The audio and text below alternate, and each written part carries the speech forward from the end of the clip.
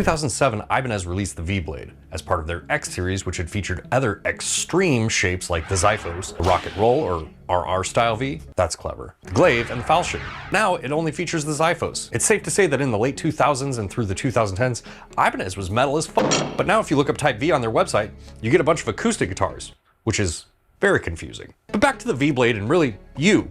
Recently, I did a bunch of spring cleaning and I mentioned that I wanted to take that money and buy a guitar of your choice to review. I asked my patrons, who lovingly hurled several suggestions at my face, and I picked 4 that I thought would be fun to check out, and I made a poll for viewers of this channel to vote on. And this is it. This is the guitar you voted on. If this video sucks, it's your fault.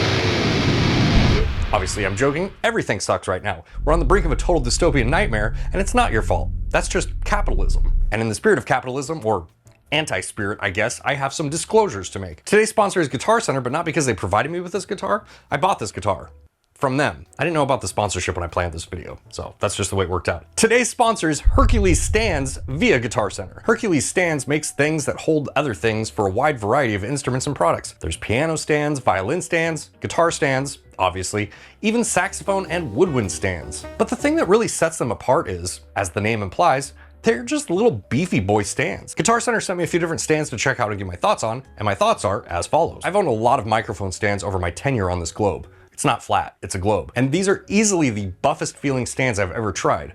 I know buffest isn't really a descriptor you normally associate with stands, but I feel like with the name HERCULES on the product, they're probably inviting that pre-qualifier. I like that everything has these yellow accents, and if you've ever been on a dark stage, you'll understand why, but it's something I personally wouldn't mind if they leaned into a little bit more. There's also thought put into all the adjustment points on the stands, like the boom has this trigger to raise and lower it, and all the angle adjustment things, whatever these are called, are extra beefy, and I don't feel like they're going to move or droop over the course of a drum recording session. I also asked them to send me one of these little compact guitar stands. They fold up into a small flat package and can be easily deployed, as I'm clumsily demonstrating with one hand while the other is holding my camera right now. So thank you to HERCULES Stands and Guitar Center for sponsoring this video. If you like your microphones staying where you set them, go check them out via the link in the description below. Back to the video. The thing about buying stuff from Guitar Center is that I actually will use all this void fill. They tend to throw these things in large boxes with lots of void fill. Oh man. I thought I would share this one with you guys first because I can't remember exactly who made this suggestion for the Ibanez V, but when I saw that suggestion, I was like, oh, that's a good one. Like, that'll make a cool video. I know a lot of you guys, not only patrons, but like just people in general, want to see the Hellraiser, the Schecter Hellraiser. I will do that 100%, but we'll do this one first. Oh man, this thing is so gross.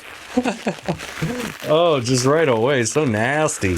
We gotta clean this thing up. This video is gonna be a lot of work. And you know, when I bought this guitar, my immediate thought was like, oh, I could probably resell this. And now that it's here, I'm like, I don't want to resell this. This thing's cool as shit.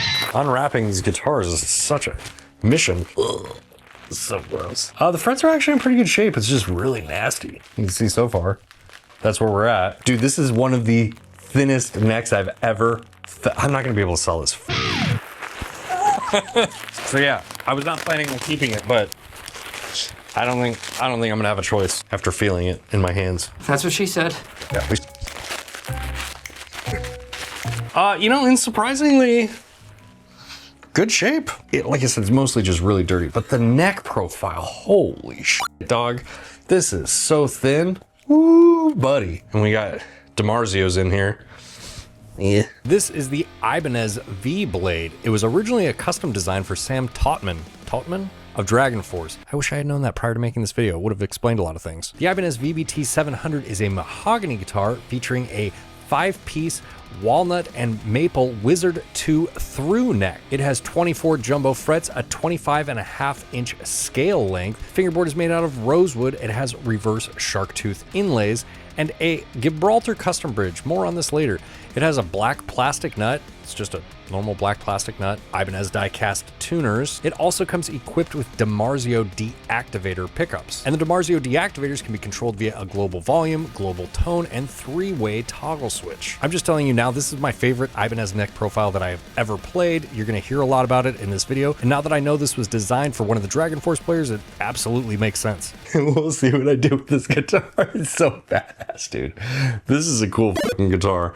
I was not expecting this to be so cool, if I'm being real with you. So, way more excited about this video now. What's up, guys? I have this, look at this badass guitar, dude. Fucking sweet. I have this guitar plugged in right now. We're doing like a pre-test before I do the bench. That way, if there's anything that I need to address on the bench, I know what it is. And I already found one thing. It's the input jack. Little loose, cutting out.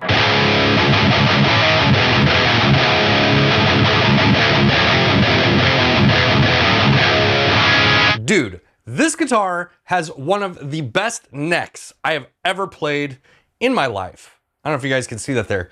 It is quite dirty though, unfortunately. You know, if you could see that in this camera. It's really, really dirty. I don't want to play on this thing for too long, but I did want to get it up here and check it out. Make sure everything's good. Make sure like the headstock doesn't snap off and tune it up or whatever.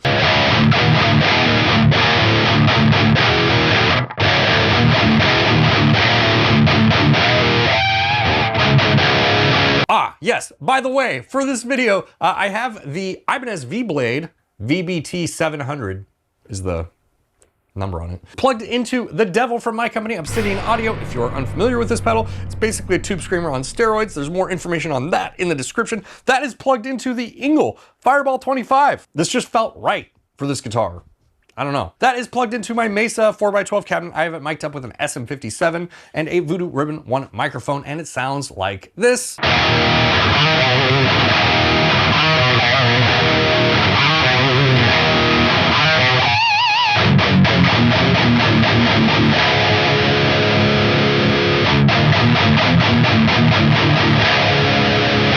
Insane chungus on this guitar. I'm really stoked. I do want to set this guitar up in C standard, which is what I normally play in. So I know it'll be quite a bit different in terms of like the sound from this, since we're in E standard right now. And we'll wait to do a clean pickup demo when when I have it set up with new strings that don't have an inch of grime on them. Okay. Now the reason that I'm making this video, if you aren't aware, I made a poll and you guys voted for this guitar. Like pretty overwhelmingly, if I remember correctly. I asked my patrons for some guitar picks, and then I chose 4 guitars from the guitars they suggested, and then I made a poll on YouTube, and you guys voted on it. So that's how we ended up with this guitar, which, by the way, if you're interested and you want to participate in stuff like that on my Patreon, you can do that. There's a link for that down in the description below. Yeah, good people.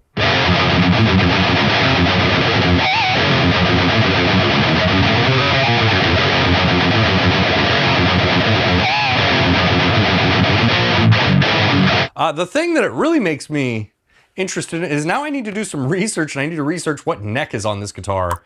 I do have a Prestige S-Series guitar, and it has a really thin, kind of shreddy flat neck on it with a little bit wider string spacing, but this feels different than that. It makes me wonder if the older Zyphos has this neck on it too, because this is way better than the neck on the current Zyphos that I have.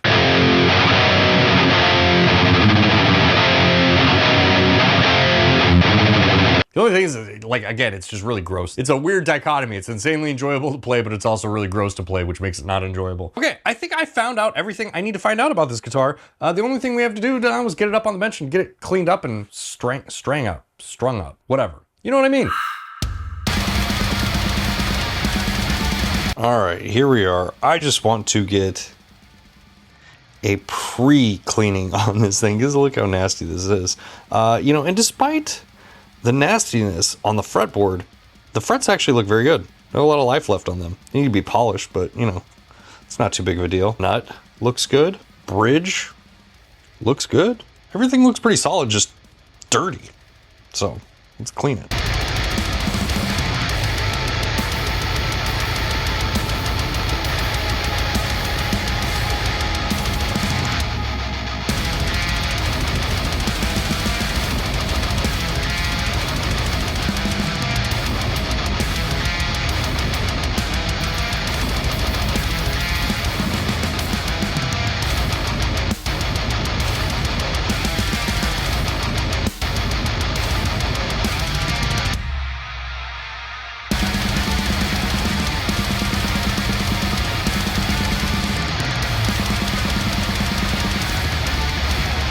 Okay, so I need to look something up here because I was looking at this bridge and it looks like there's supposed to be screws right here holding this down to the plate. So basically you have this metal plate underneath, and I don't know if you guys can see this, but there's threads in these holes that line up, with these slots right here that look like they should have screws in them. And then essentially you have 4 height adjustment screws on this. So, it's a little bit weird to me. I think it should have those screws right there. Is that gonna affect anything going forward? I have no idea.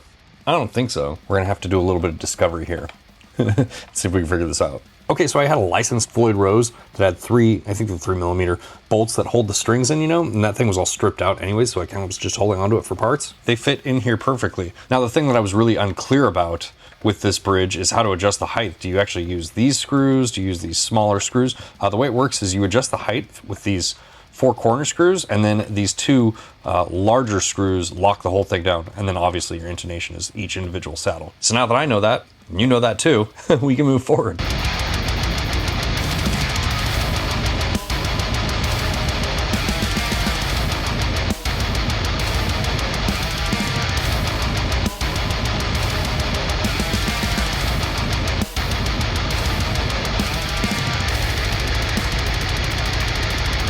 Okay, the neck is looking pretty good here. I used soap and water to clean it, and you might be asking yourself, why'd you use soap and water? And why are you scraping it like this? I'm just trying to get all of this gunk off of here, and I don't want to condition the neck yet, because I thought, with this guitar specifically, the fretboard just looks off to me. It's too light, in my opinion. So I thought maybe we would reattempt staining a fretboard with this one. And I think what I'm gonna do here in this case is I just wanted to get all the gunk off, and then I'm gonna lightly sand the actual fretboard. That's what most people said last time, is just to lightly sand the fretboard. You know, we'll see if that works. I'm not gonna spend a whole lot of time on this. If I can't get it like the first time, then we'll just move on, but I figured it's worth a shot, you know?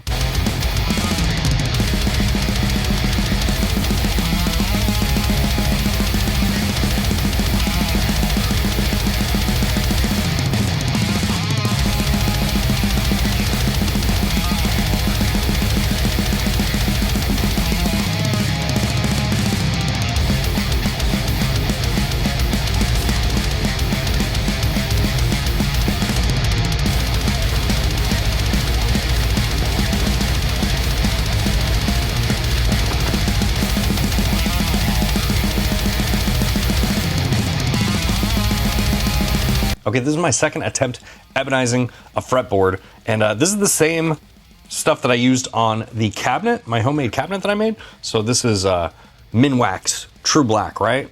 And even with that cabinet, you know, with no stain or anything on it, just like the raw maple wood, it's more like a true gray. And despite the process of ebonizing this fretboard being different than my Jackson Warrior, which if you saw, I tried to ebonize that guitar too, the outcome is the same.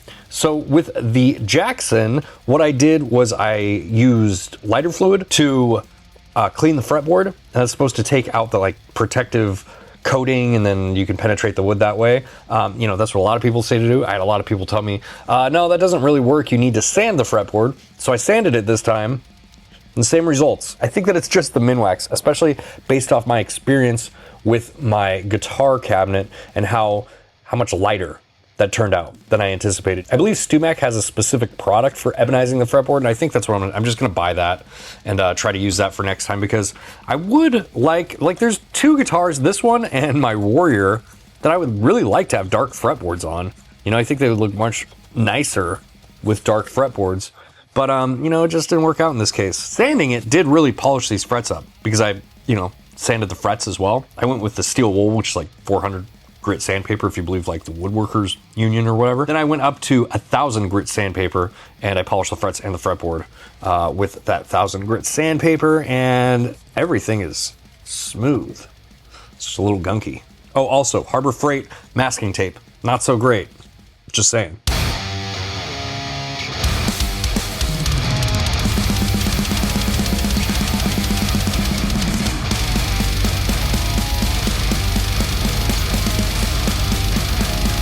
I didn't mean to be totally disparaging here. It's definitely darker than it was. It has this very brown hue to it now. It took like the reddish hue from the rosewood out and replaced it with like a more chocolate brown hue. I think objectively it looks better. I just wanted it all the way black. You know what I mean? Okay, before we move forward and I completely forget, let's get the measurements on everything here. I really want to start with this neck, because this neck is so crazy thin. I looked it up, and this is a Wizard 2 neck. I believe I have another guitar with a Wizard 2 neck, and it's different than that guitar, I think. But, you know, this is why we do these measurements, right? To know for sure. The nut width is 43.29 millimeters, or 1.70 inches. At the 12th fret, that widens to 52.82 millimeters, which is 2.07, basically 2.08 inches. And this is where things get interesting. Yeah, this is 19.16 millimeters at the first fret, or 0.75 inches. And that thickens up, not much, at the 12th fret to 20.34 millimeters, or 0.80 inches. So insanely thin neck, and it feels very flat too. This is the neck profile. Very, very round at the edges, very steep shoulders, and then it gets very flat. Also, while we're back here, if you're wondering if this white finish ages a la Gibson, it certainly does. You can see right here under the tuners how white it originally was and how yellow it's got. I know the white balance is kind of bad on this camera out here, but hopefully you can see that. So here's the neck profile up at the first fret, and you can see it's very flat. Very steep at the shoulders here, very flat in the middle. And up here at the 12th, very much the same story, very accentuated. I mean, you can see how steep the shoulders are here and how flat the back of the neck is. If you are into that feeling, like you like a flat, shreddy, thin neck, it doesn't get much better than this one. Let's see what's going on here with these DiMarzio pickups. I don't have anything against DiMarzio pickups. I mean, the few sets that I've tried are okay. They're definitely not my favorite, but I'm not mad at them or anything, you know? Up here at the bridge, we're at 11.2. At the neck, we're at 9.14. And in the middle, 5.11. And for those of you who don't know what this means, the higher the number, the higher the output of the pickups, allegedly.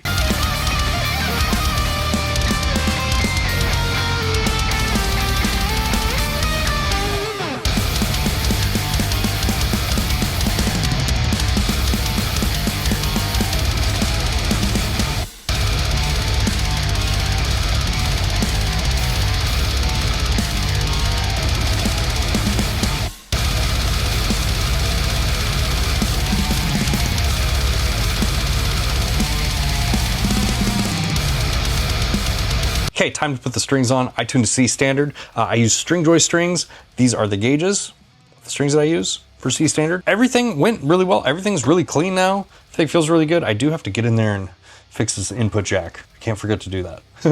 I mostly just wanted to clean this thing because it was disgusting. Like you can see, you know, this is just what the hardware was sitting on. That's how gross it is. Pretty nasty, but now it's really clean. Now it's really nice.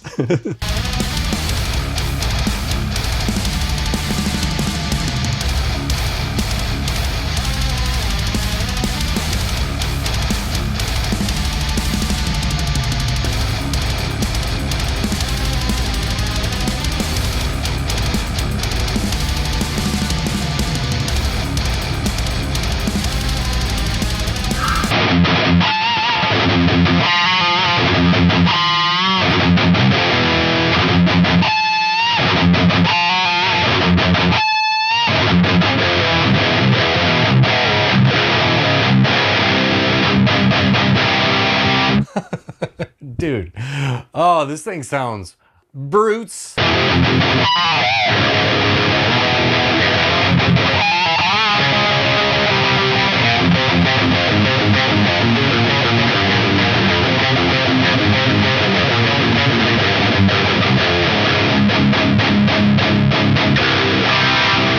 right, we're back. This thing's all set up. It sounds great. It plays really nice too. It was really hard to get a gauge on it earlier because I don't know if you saw or you could tell, you know, watching, it was kind of uncomfortable to play just because it was so disgusting. But now that it's all cleaned up and everything, and I know that any funk on it is my funk, it's pretty awesome.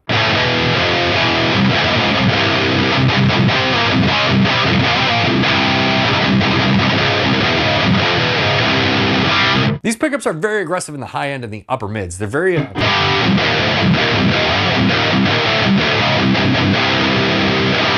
They sound really good. I like them a lot, but let's hear them on a clean channel. Here's a bridge.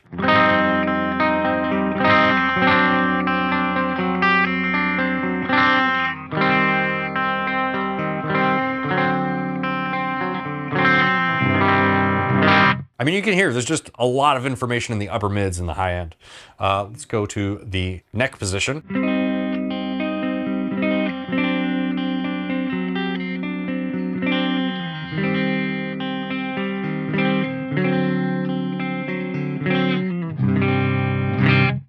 And the middle.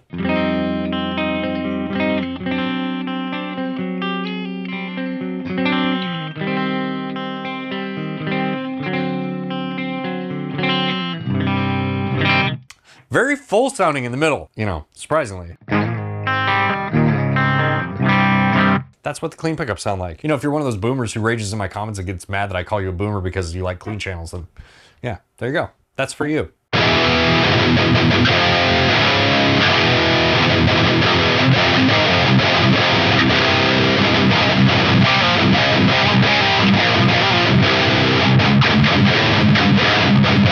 Yeah, these pickups are just really, really bitey. Like I can even dial back some of the aggression here with the overdrive because the pickups are so aggressive in that upper mid-range.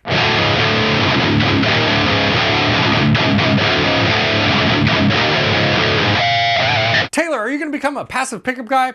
Probably not, but I do think they're very cool, you know, for what it's worth to you. Okay, so I have a lot of opinions about this guitar, but first and foremost, I wanna thank you guys for voting and getting this guitar in my hands because there's probably no way I would have played it otherwise. And it's very cool and I'm very happy that I played it and it's given me some perspective on things. So first and foremost, the neck profile. That is the first thing that I noticed on this guitar and it was verified by the measurements. Ultra slim, flat neck. Plays great. I have to fact check myself on this later on in the video, but I believe I have a Wizard 2 neck on one of my other guitars and I don't know, this one felt like flatter and thinner to me, which leads me into the thing about Ibanez guitars that's like, I don't know, sort of a tricky thing to navigate. They have a ton of different neck profiles. I mean, out of all of the guitars that I've played, the Ibanez's are always the toss-up. You're like, is this guitar gonna have a fat square neck? Is it gonna have a super thin shreddy neck? Is it gonna have a rounded C-shaped neck? I would say with this guitar, the thing that it made me really curious about is my Xiphos, because my Xiphos has a very much C-shaped neck. And I kind of wish it had this neck profile. This neck profile is a little bit shreddier and it's different. Whereas the C-shaped neck on the Xiphos is more similar to, you know, my Solar or my Jackson or something like that. I would appreciate having a different neck profile on that guitar. You know what I mean? It just like differentiate it a little bit. So it makes me want to go back and look at some of the older Xiphos guitars and see what neck profile they have on them because I'm not familiar or as familiar with them. That's thing one. So thing two, you know, in my opinion, this is a very cool V shape. I like it. I like the little embellishments down here at the corners. Not only does it kind of differentiate their shape a little bit, but also it makes the corner not so sharp. Maybe saves it, like this this paint chip right here. Maybe that would have been a chip on a normal V. So obviously I didn't touch this up or anything. I just set up the guitar and polished it. The fretboard did come out much darker than it was. It looks a lot better, in my opinion. I think it looks a lot better than it did when I first unboxed the guitar, but I still just would love this guitar with like a much darker fretboard. So, you know, maybe that's something that'll happen in the future. Now, am I keeping this guitar? I'm getting to a point where every guitar that comes through this channel, I have to make some pretty tough decisions because I have too many guitars at this point, and I have sentimental attachments to the ones I already have. So before I form a bond with it, you know, it's like important to decide if it's something I'm gonna keep.